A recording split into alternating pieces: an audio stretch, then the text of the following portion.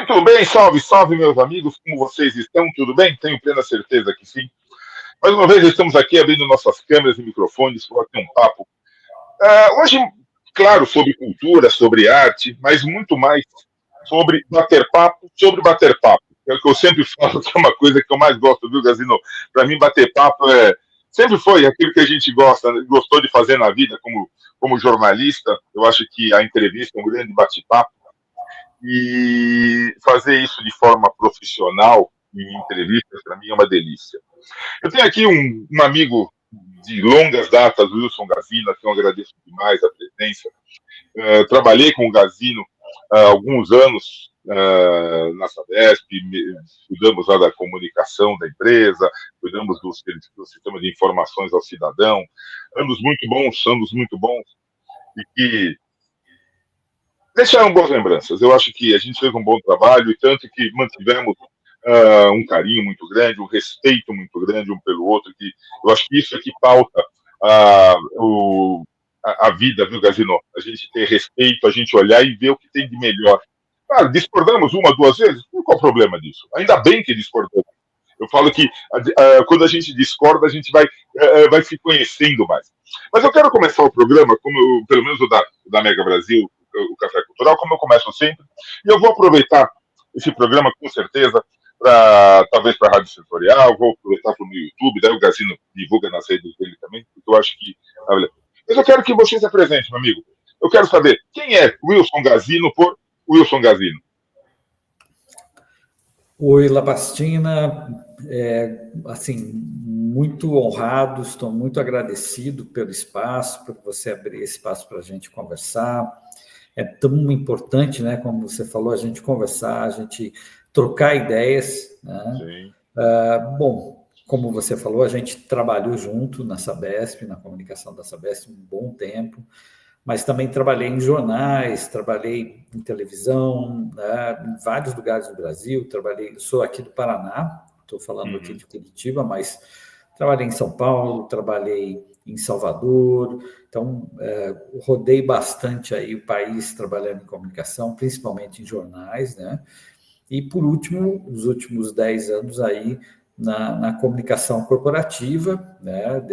Boa parte desse tempo, praticamente 10 anos na Sabesp, na comunicação, onde a gente teve muitas experiências interessantes, né? A gente conviveu lá.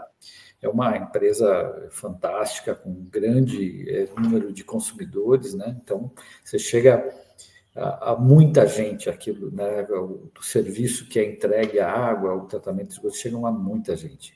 Então, uma experiência importante. Paralelamente, eu sempre cultivei essa carreira de escritor, né? Sei alguns livros, primeiro um livro-reportagem sobre o caso Banestado, muito parecido aí com o Banespa em São Paulo, foi uma privatização bastante conturbada, com muitas questões duvidosas, e isso foi trazido numa CPI lá no Paraná, ou aqui no Paraná, melhor dizendo, e a gente retrata nesse livro todo esse processo. Depois tive um romance, né? Eu publiquei um romance chamado O Reino Místico dos Pinheirais, que conta um pouco da história da terra onde eu nasci, da Guerra do Contestado, que foi um conflito de terras aqui, que envolveu Paraná, Santa Catarina, mas muito mais questões religiosas, questões políticas, o choque entre dois mundos. Isso aconteceu no início do século passado, então o mundo positivista que pregava arrancar todas as árvores, exterminar indígenas e transformar tudo, né, num grande pasto, vamos dizer assim, e o mundo tradicional, religioso, mais ligado à terra, e esses mundos entraram em conflito e houve essa guerra do contestado. Eu lancei um pouco mais tarde, em 2011, um livro de contos chamado Impermanências, e já em 2018 um romance chamado Distrópicos, que fala um pouco sobre esse conturbado momento político que a gente já vive aí há uns 10 anos, né? Muitas idas e vindas, né? E a queda das nossas utopias nesse período que a gente esperava para o Brasil, desde aí o período da ditadura, o fim da ditadura, o que aconteceu, e os nossos sonhos foram se despedaçando, né, nesse período das nossas utopias.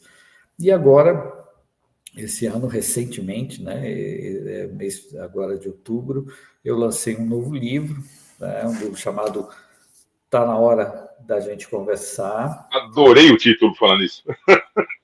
A ideia é falar sobre isso, né? O subtítulo é Caminhos para buscar conexões verdadeiras em um mundo onde é cada vez mais difícil se comunicar. Então, a ideia é falar sobre isso, sobre essa crise da conversa, conversa como essa que a gente está tendo aqui.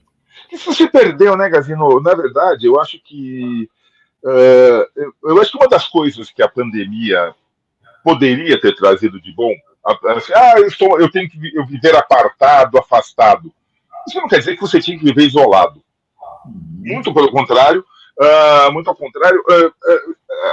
essa rede que se formou, mesmo sendo virtual, era para as pessoas conversarem, era para as pessoas se olharem e conversarem, terem oportunidade de ouvir as outras pessoas.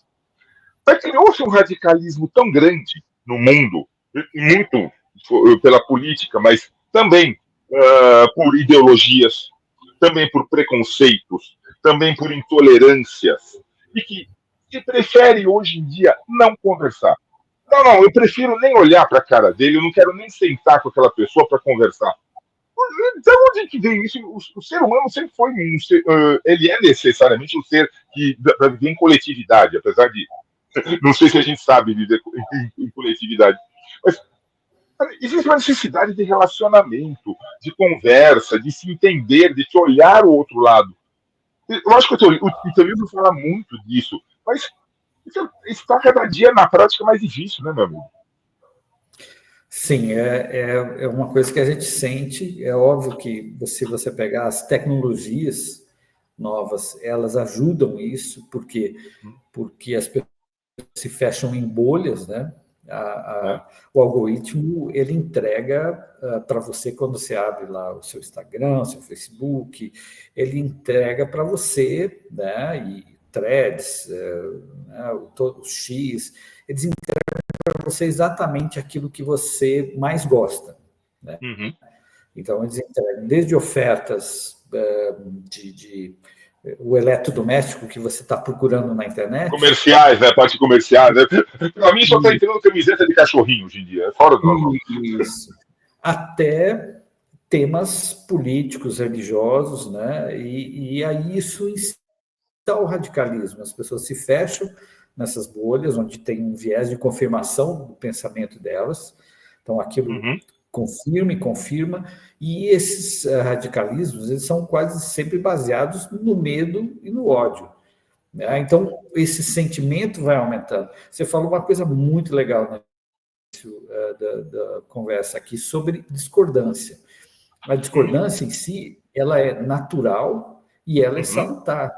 Você discordando, você vai conversando e chegando a acordos, né? E aí discordar vem de cordes, né? Coração.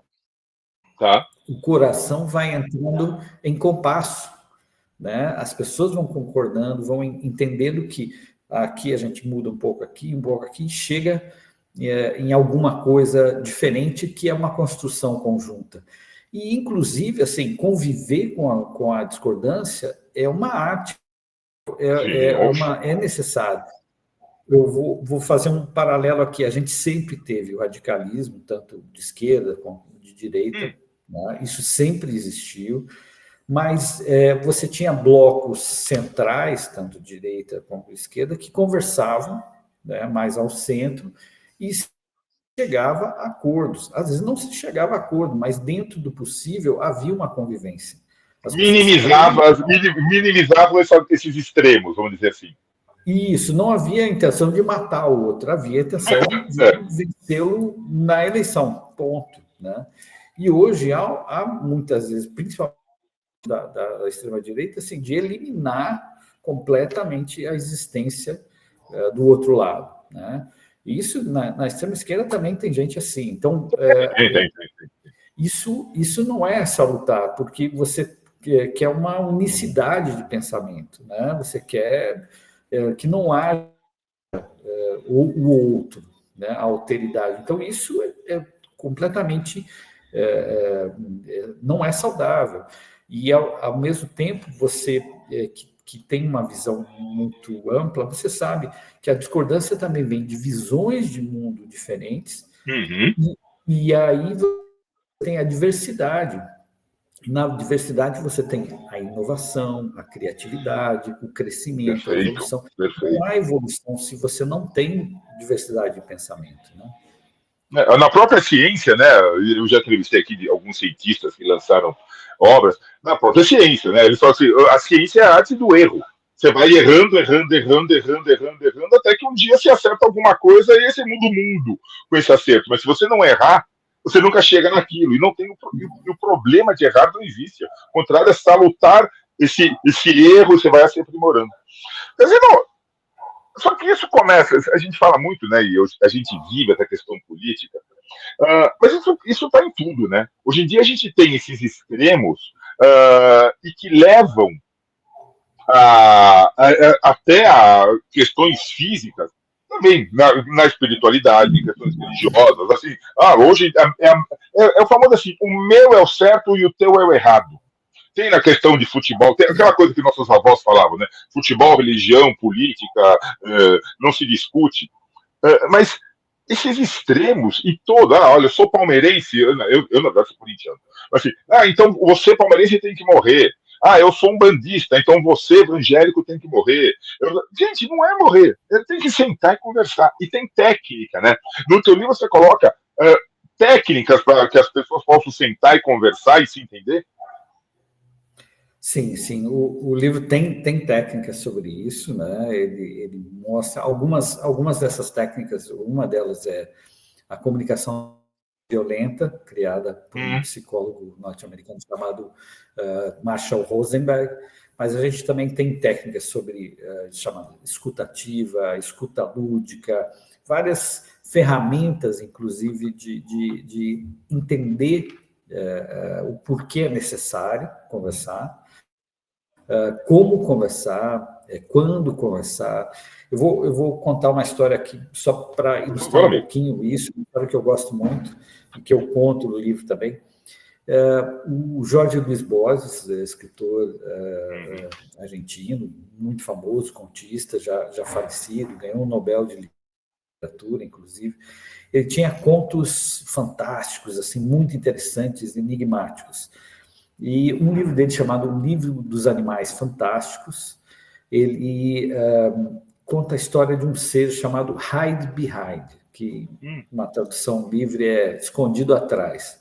Esse ser mora nas florestas do Canadá e assusta os lenhadores que entram na floresta sozinhos para buscar lenha, para cortar árvores. E aí, quando o lenhador está lá sozinho na floresta escura, ele sempre pressente esse ser chamado Hide Behind atrás dele.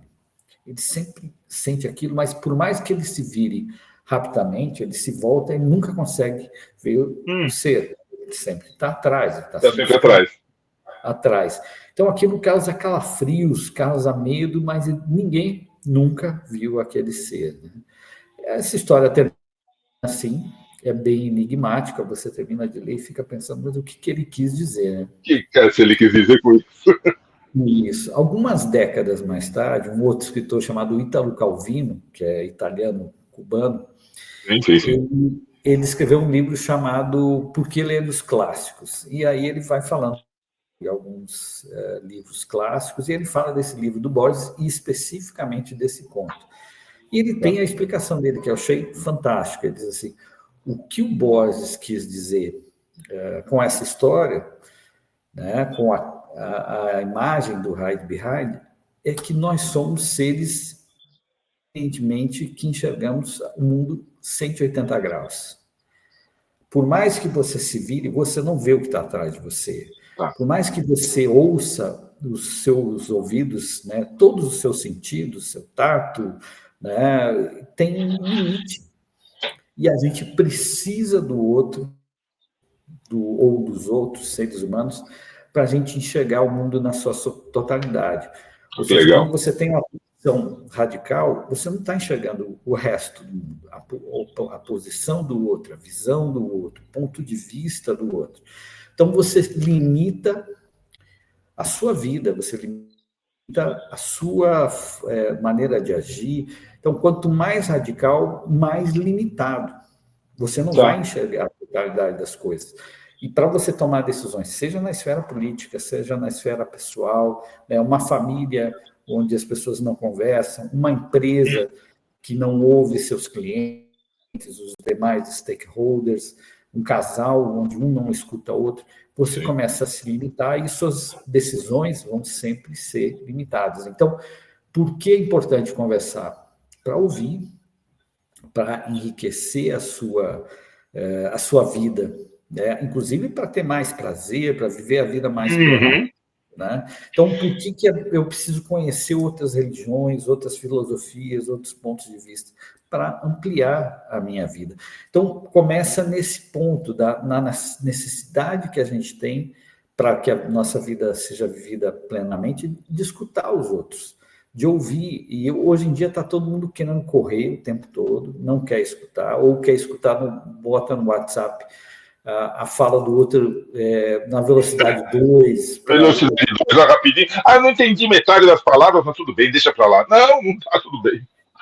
Isso, então, assim, a gente está perdendo essa possibilidade, essa necessidade da escuta, né?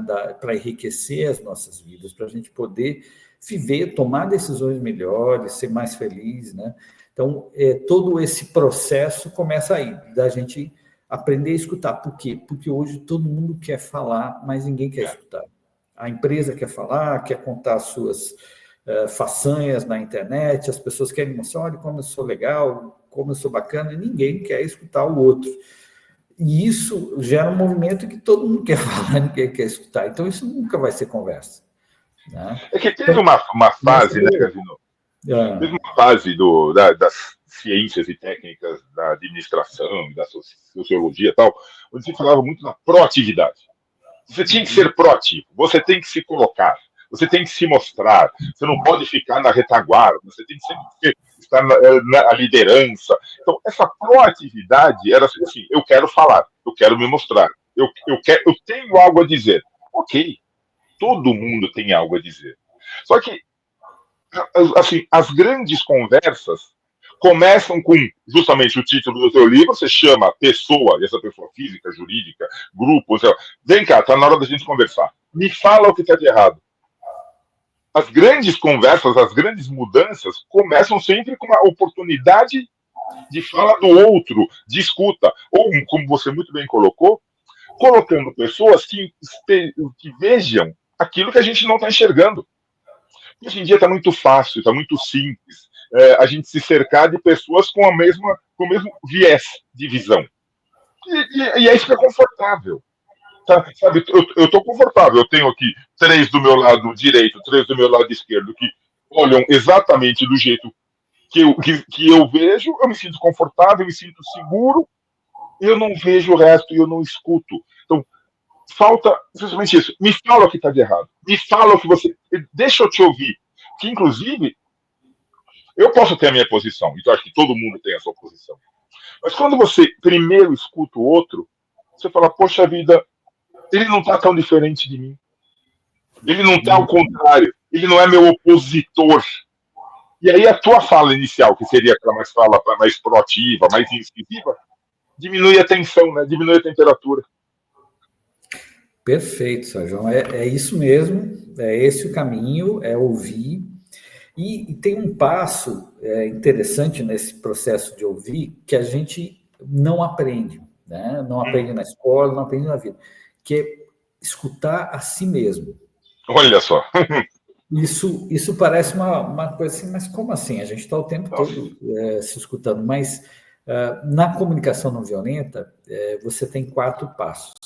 O primeiro passo é você olhar naquilo que aconteceu, né? Você tem uma discordância com outra pessoa e ver o que é fato realmente e o que é julgamento, o que é coisas da minha cabeça que eu acrescentei ali, porque eu estou emocionalmente envolvido, né?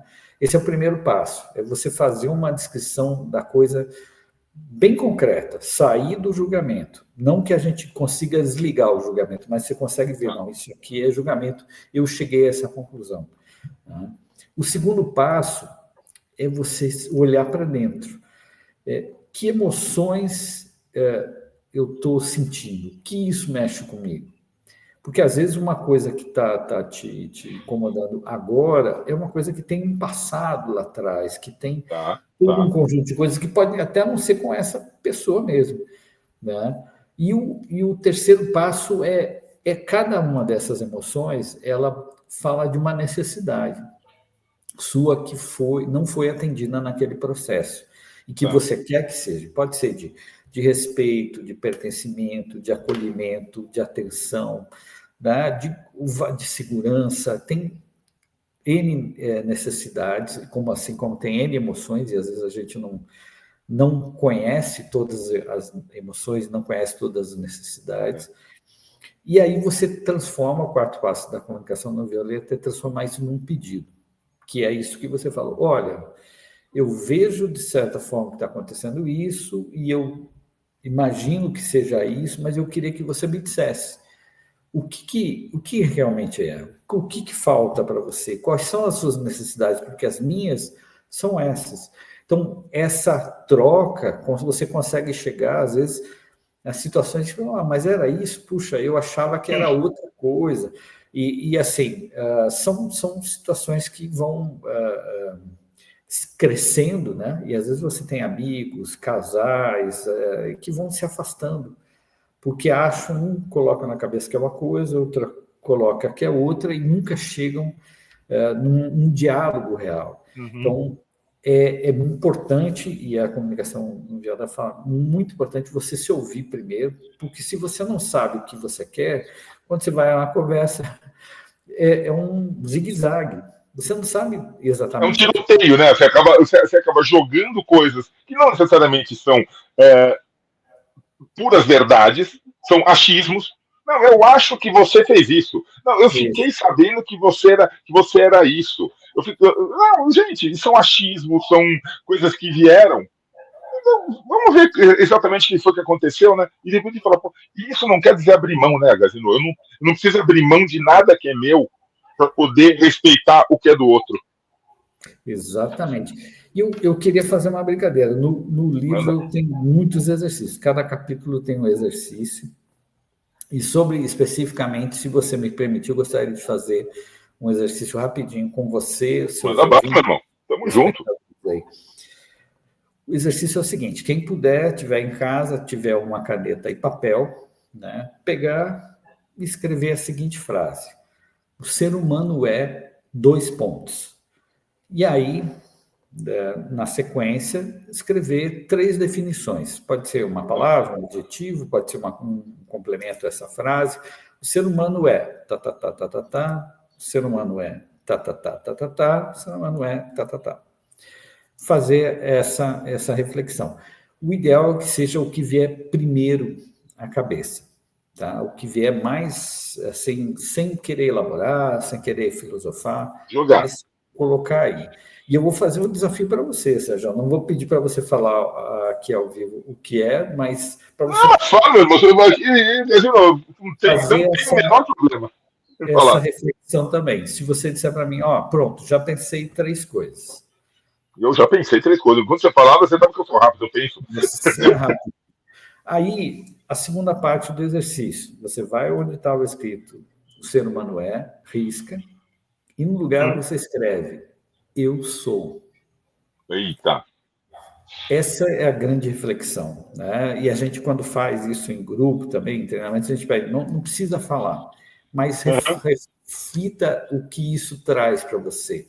Porque muitas vezes a gente está tão armado e a gente está julgando o outro.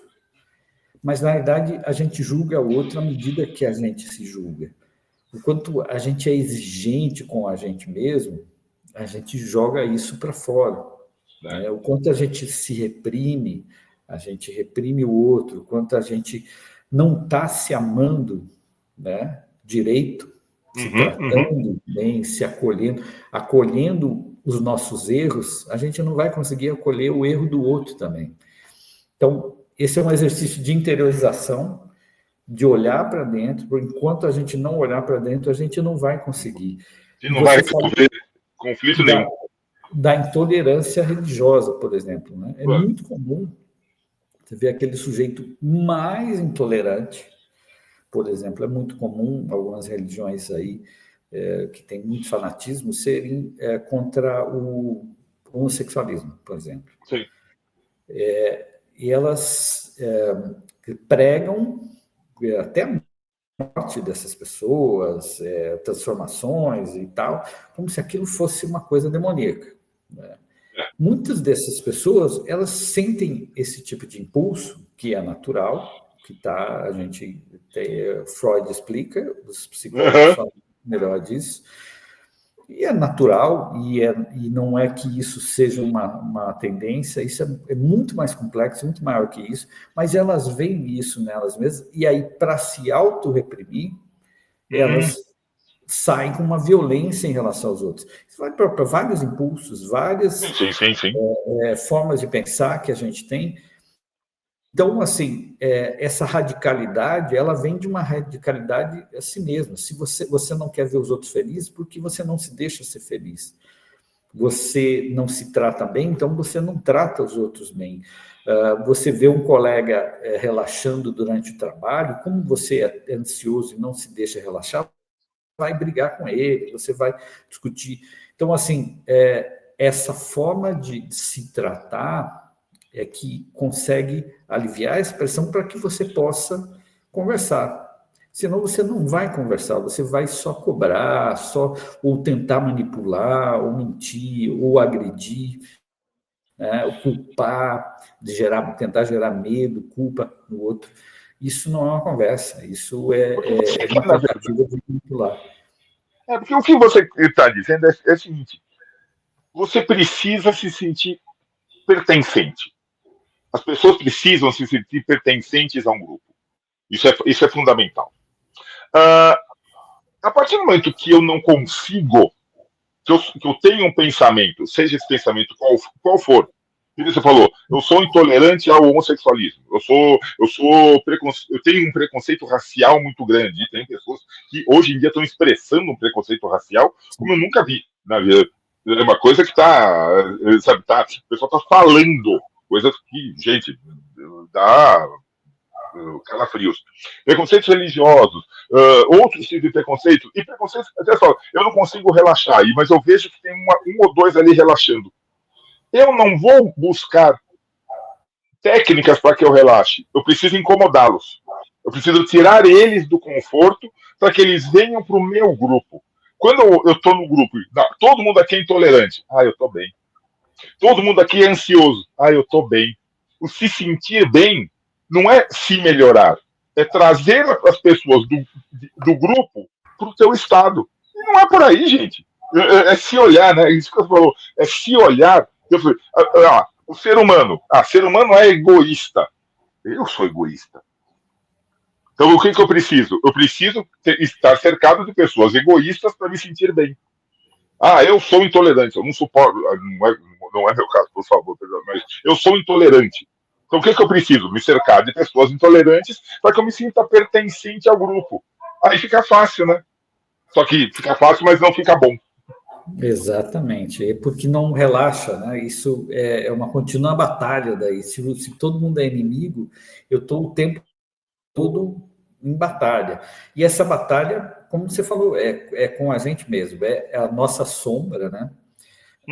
Você tem uma área de sombra, você tem uma área de dúvidas sobre você, por exemplo, a questão religiosa, né?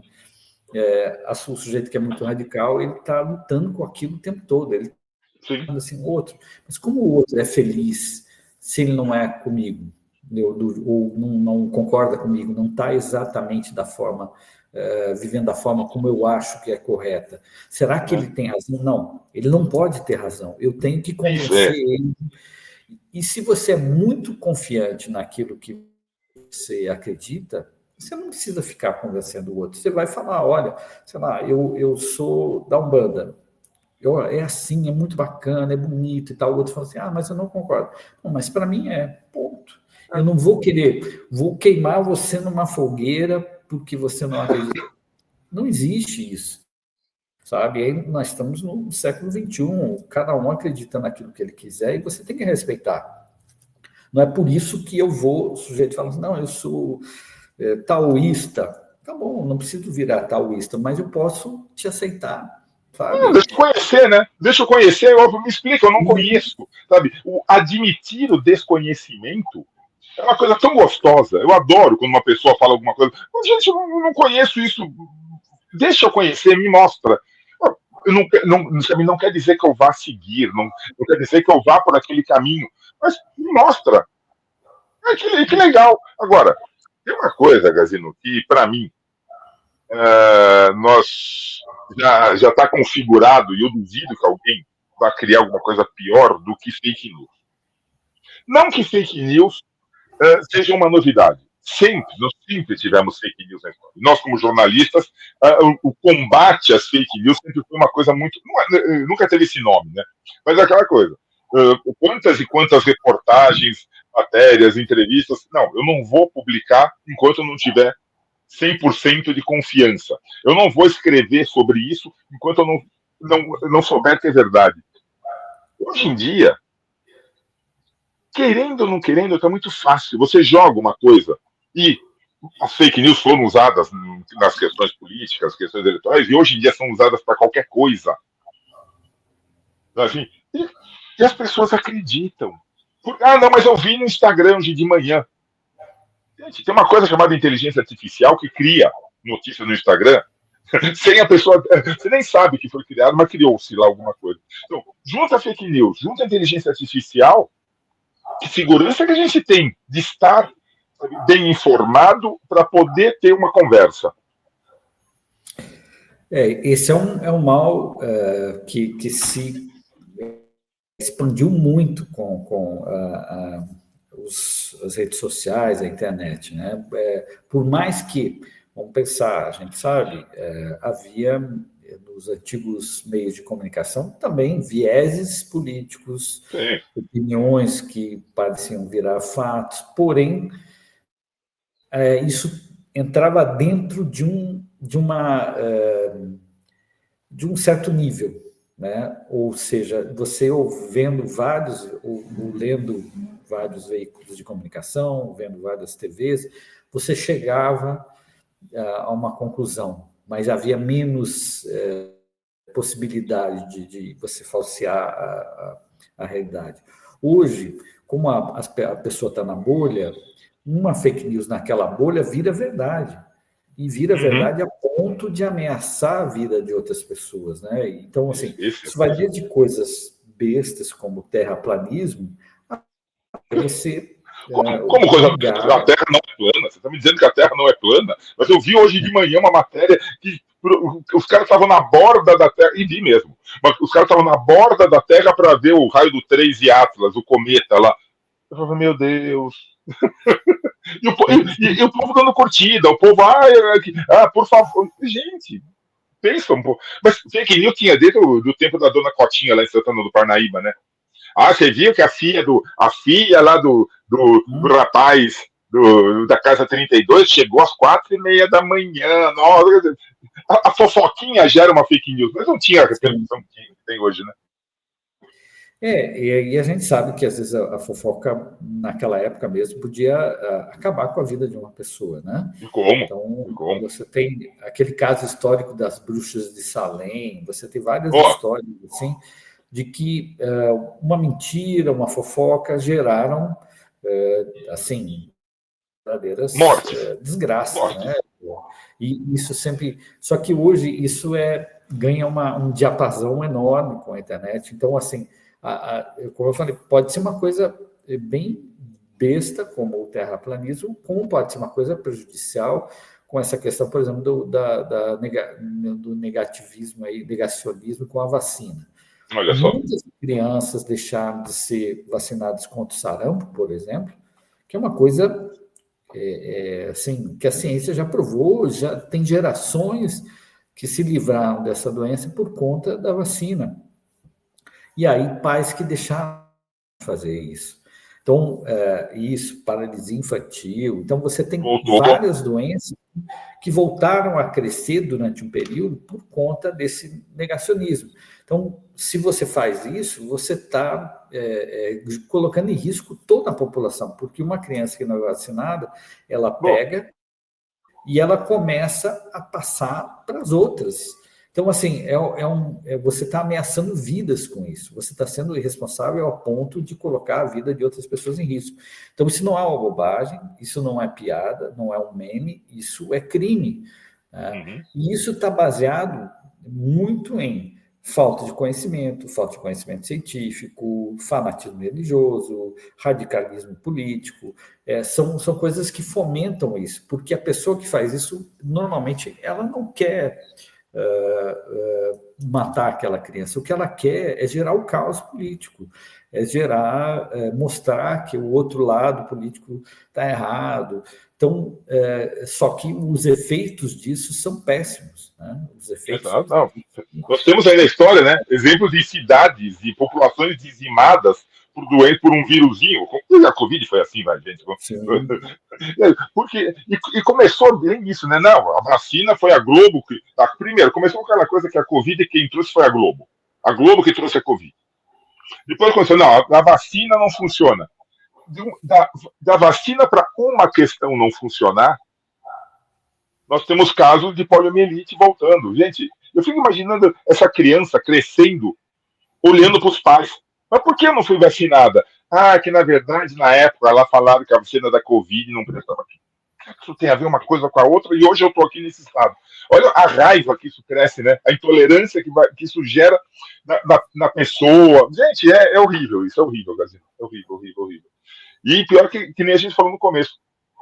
A gente não está vivendo uma reta final disso, né? Nós não estamos nessa corrida contra a ignorância, contra o preconceito, contra a falta de conversa. Nós não estamos na reta final dessa corrida, né? Muito pelo contrário. Olha, eu espero que a gente esteja atingindo o pico, ou talvez o fundo do poço, para começar. Boa. Eu acho que é o fundo do poço para a gente conseguir começar a voltar, para as pessoas entenderem que é preciso conversar, é preciso chegar a pontos em comum, né? O grande terreno, né? O terreno fundamental da conversa são os pontos em comum. Porque quando você começa, por exemplo, eu vou fazer uma negociação, seja uma negociação política, comercial, negociar o salário com o patrão, negociar com uma equipe de trabalho o que cada um vai fazer, ou na família, negociar quem vai lavar a louça, quem vai tirar o lixo. Então, tudo isso começa com os pontos em comum. Que pontos eu tenho em comum? Que pontos nós concordamos?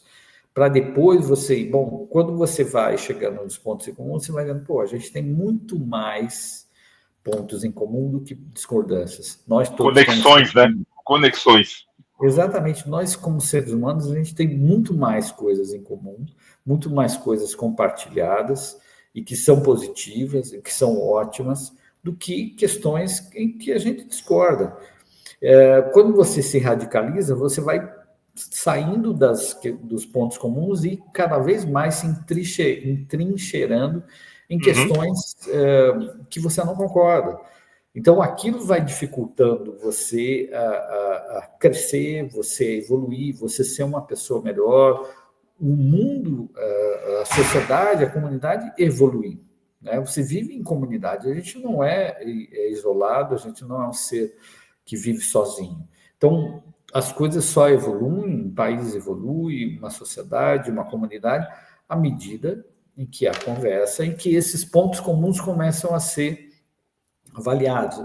Vou dar um exemplo muito simples, um casal que viveu 20 anos começa a brigar.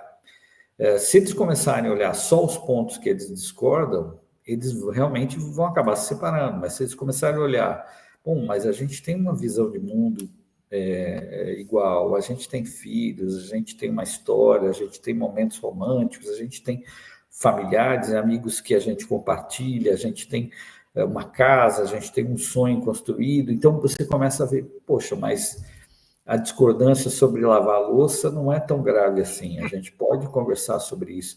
Então, a conversa, né, e seja um casal, uma família, uma empresa, o que for, a sociedade inteira, ela começa com isso, de você achar esses pontos comuns, de você diminuir a temperatura, como você falou há pouco aí, e começar a tentar achar pontos onde você pode chegar em situações de acordo, né? Pequenos acordos. A construção da confiança é importante aí, porque quando você quebra a confiança pode ser reconstruída, mas ela exige esforço, exige o que a gente chama de micropromessas, né? Você começa com coisas pequenas, mostrando que é confiável, aí você vai... É como um adolescente que quer sair de casa, os pais falam, bom, tudo bem, mas você volta hoje às 11 da noite, beleza. Se o adolescente, na primeira vez, ele já voltou às 2 da manhã, pronto, já quebrou a confiança. Mas se ele volta às 11, daí o pai e a mãe, bom, então amanhã, na próxima semana, você pode voltar meia-noite. Então, isso vai criando confiança, né? Isso em qualquer relação, seja, inclusive, né, como a gente fala, isso vale para todas as relações, inclusive na política, na área empresarial, na área comercial. A política, na verdade, é a arte das relações, né? Quando tem muita gente que fala, a gente não pode, você não pode meter política em tudo. Eu falei, gente, mas a política está em tudo. A política é a arte das relações. Então, você citou uma palavra, que está no teu livro, e que as pessoas não valorizam, que é valorizar histórias. Sim. Todas as pessoas têm histórias a serem contadas. Todas as relações têm histórias a serem lembradas. Como você entrou na empresa? Eu mandei currículo, fiz concurso, como é que foi? Como que você ficou? Como que você saiu da empresa? Uma história. Como que você conheceu aquela pessoa? Como que você aderiu a religião? Que a fé falou para mim mais alto aqui, mais alto ali. Quer dizer, mas você tem histórias. E essas histórias não podem ser quebradas tão facilmente. E não conversando é quebrar a história. Aqui eu valorizo demais a história oral, que as pessoas falem essas histórias. Lembra aquela história que teu avô contava na mesa de jantar? Escreve isso, pelo amor de Deus. Escreve isso, registra isso, porque se você morrer, e você vai morrer, todo mundo vai morrer, e se você não registrou, não passou para frente, essa história vai morrer. Então, a importância de se registrar e lembrar histórias. Isso vai fazendo com que, mas eu também, nossa, você também esteve lá, eu também te amo, eu também sou dessa religião, nossa, eu também trabalhei nessa empresa. Aí você vai formando conexões através das histórias.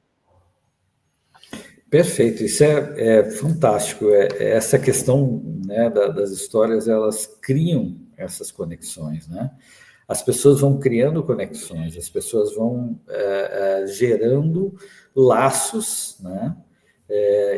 E fortalecendo essas conexões através das histórias. Então, assim, irmãos que sempre relembram as histórias de famílias são irmãos que vão estar sempre juntos, sempre vão querer se encontrar e falar, você lembra daquela história, como você falou, que o papai contava na mesa de jantar, você lembra o que aconteceu com o Joãozinho aquela vez, que ele caiu? Então, essas brincadeiras, essas histórias, algumas engraçadas, outras às vezes tristes, unem as pessoas. E isso vai também em todas as esferas, né? Você tende a gerar energia com isso. Exato. Você tende a gerar uma energia positiva, afetiva, de união, de crescimento, de possibilidade de gerar novas histórias, inclusive. Né? O livro, a capa do livro que a gente desenhou foi uma ideia até, ela é uma espécie de tricô aqui, de bordado, formando uma ponte com fios, porque eu lembro das histórias da minha avó, da minha mãe, tias, né, ali fazendo tricô, fazendo bordado e conversando e contando histórias da família. E isso gerava um sentimento muito forte de entender a vida, porque as histórias elas nos ajudam a abarcar, a entender a profundidade da vida, a organizar as nossas experiências, a entender como a gente vive e sobrevive às coisas que a vida traz, né? Então, essas histórias nos trazem essa possibilidade. E elas unem o mundo, né? Porque, assim, como seres humanos, a gente tem uma história em comum. A gente tem uma evolução em comum, a gente tem aprendizados em comum. A gente só está aqui porque outras pessoas passaram por diversas coisas. E é muito triste a gente chegar no século XXI e ter coisas como guerra. A gente tem guerra na Ucrânia, a gente tem guerra na Palestina, a gente, como você falou, do racismo, né, com toda a história que foi o racismo, aqui, com a escravatura, com tantas coisas tristes que aconteceram, com as perseguições, com a marginalização de uma população, né, até da esfera econômica, da esfera política, da esfera social, e que continua ainda na cabeça de algumas pessoas que estão assim atrasadíssimas, né? O preconceito contra várias coisas, machismo, né? Tanta coisa que existe ainda que já deveria ter sido ultrapassada, mas que ainda as pessoas esquecem das histórias que aconteceram, esquecem de um passado construído com dor, com sofrimento, com luta. E aí a gente precisa trazer sempre essas histórias à tona, contar e recontar questões como a perseguição dos judeus na Segunda Guerra, todo o sofrimento que já foi, que deveria ficar no passado, e essas histórias, as histórias de vitória, as histórias de conquista, de conseguir ser todos esses obstáculos a nós todos como seres humanos deveriam estar sempre sendo recontadas, mostrando que é possível, mostrando que dá para ser muito melhor do que a gente tem sido, né? Sem dúvida. Gazino, conta pra gente, onde que é possível encontrar tá na hora da gente conversar, caminhos para buscar conexões verdadeiras em um mundo onde é cada vez mais difícil se comunicar?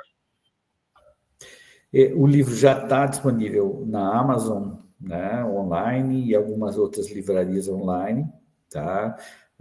No dia 22 de novembro, a gente vai fazer o lançamento na Livraria da Vila, em São Paulo, no pátio, na Livraria da Vila do Shopping Pátio Higienópolis, no dia 22 de novembro, é um sábado, a partir aí das 18 horas a gente vai estar lá, e o livro vai estar disponível na Livraria da Vila. Então, aos poucos, ele vai chegando nas livrarias físicas, mas, por enquanto, mais fácil é encontrar nas livrarias online, e a Amazon é a mais fácil, não estou aqui fazendo propaganda, né? Mas é o caminho mais fácil para quem quiser aprender um pouco mais sobre comunicação entre as pessoas, sobre como criar conexões. E um parêntese aqui, né? O livro começou por um problema com a minha filha, uma coisa assim, minha filha já adulta, e a gente não conseguia conversar, a gente brigava muito, discutia muito, e eu falei, cara, eu tenho 30 anos de comunicação, estudei isso, fiz... Como, né? E eu não sei conversar com a minha filha. Então, assim, o que eu precisava fazer? Eu já estudava algumas coisas de comunicação não violenta, escuta, mas eu precisei me aprofundar ainda mais nisso, e o livro é um pouco fruto disso. Então, muita gente tem problemas que vão desde a esfera pessoal, né, casais, famílias, amigos, até... Né, o livro fala de experiências em empresas, na minha vida profissional, pessoas que lideram equipes, comunicação entre equipes, comunicação das empresas com a sociedade, com os seus clientes, e também a esfera, a gente fala do todo, né? A nossa ligação com o nosso mundo ao redor. Você pode pensar no universo, na comunidade, também você pode pensar no todo, algo maior, como Deus, como...